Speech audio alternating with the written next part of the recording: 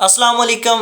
آج کی اس ویڈیو میں ہم پارہ نمبر 5 ڈسکس کریں گے۔ اس پارے میں 8 باتیں ہیں۔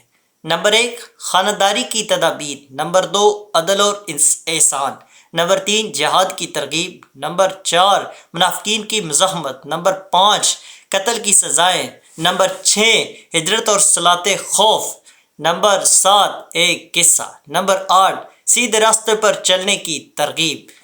نمبر 1 خانہ داری کی تدابیر۔ پہلی ہدایت تو یہ دی گئی کہ مرد سربراہ ہے عورت کا، پھر نافرمانیاں بیوی سے متعلق مرد کو 3 تدابیریں بتائی گئی۔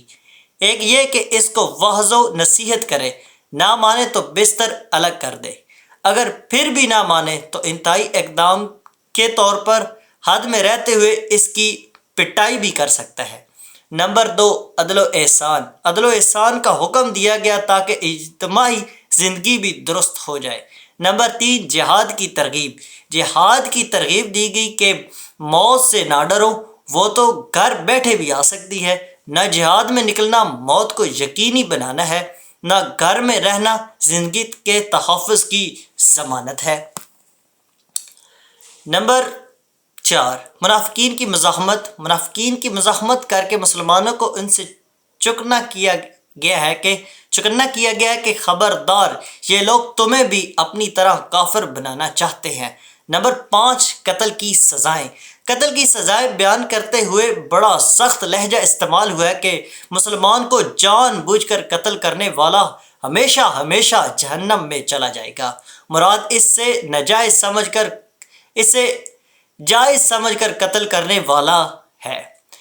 نمبر 6 ہجرت اور صلاۃ الخوف۔ جہاد کی ترغیب دی تھی، اس میں ہجرت بھی کرنی پڑتی ہے، اور جہاد اور ہجرت میں نماز پڑھتے وقت دشمن کا خوف ہوتا ہے، اس لیے صلاۃ خوف بیان ہوئی ہے۔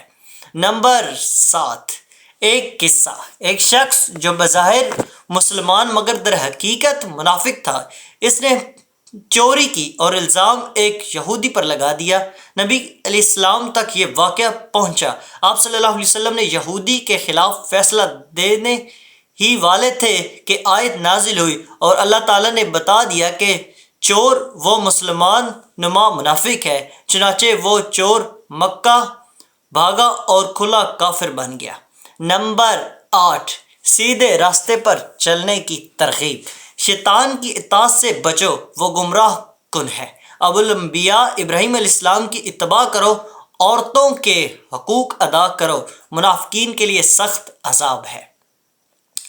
تو یہ تھا ہمارا مختصر اور جامع خلاصہ۔ اگر آپ کو ہماری یہ ویڈیو پسند آئی ہے تو ہمارے چینل کو سبسکرائب کیجئے، لائک کیجئے اور ساتھ دیے گئے بیل آئیکن کو پریس کریں تاکہ ہماری لیٹسٹ اپلوڈ آپ تک جلد سے جلد پہنچ سکے۔